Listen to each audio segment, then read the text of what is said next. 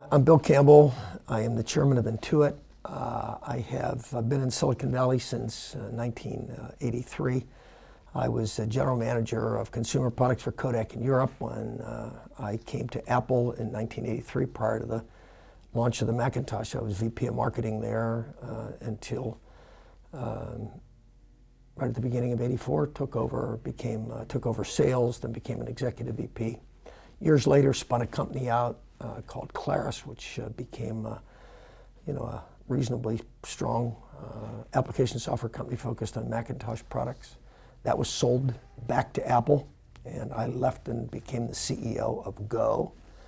Go was a pen-based operating system that really ultimately failed, sold the assets to AT&T, and in December 1993, I became the CEO of Intuit.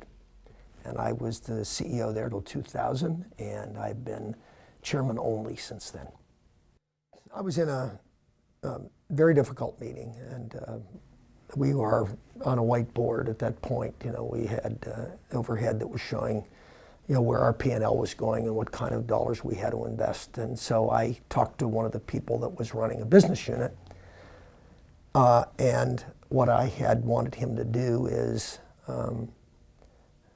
change over from free support to fee for support, and where we could recover lots of money. So I had been hammering him on this for some time, and tried to gradually talk him through that this was no longer countercultural. It was kind of an industry standard practice. We were the last ones to follow.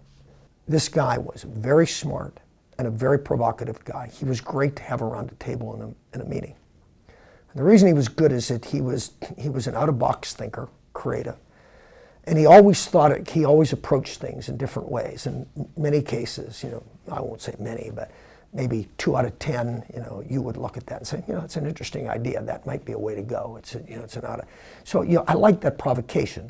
So this was a Friday meeting. I went out with him on a Wednesday night. Now, I normally took, some of my staff out, during the week. I had a lot in San Diego that would come up, and I used to take this guy out because he would like to talk for a long time, and we'd spend an hour, half hour and 45 minutes really talking. So that Wednesday I said, I want to just say one thing to you.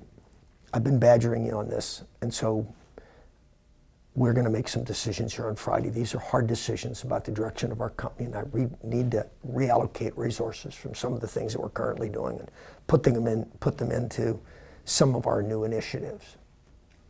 And I need you to get both feet in the boat. Yep, no problem. Yep. So now we're in the middle of this meeting on Friday, and I am badgering again. I want to put that, a lot of money, about $20 million, up there on that whiteboard and say, this is going to help us go to get the plan that we want to approach those new initiatives. And in dead silence, he speaks up and he said, my people won't buy that.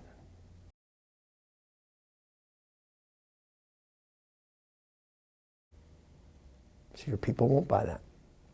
Okay, let's take a break. I took him down the hall, which was probably about 40 yards down to my office, and I took him in the office and I fired him right there on the spot. And I went back to the meeting and said, put that $20 million up there on the board. We're going to do that. Is there anybody else whose people aren't going to buy what we're doing? Dead silence. I think they knew I was in a rage at that point.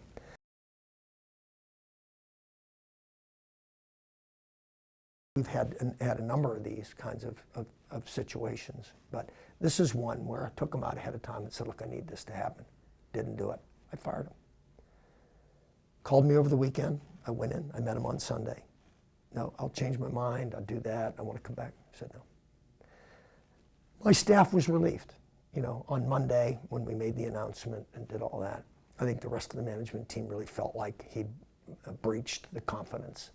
We were all a team. We needed to go and give up those dollars so that we could take the company in a new direction.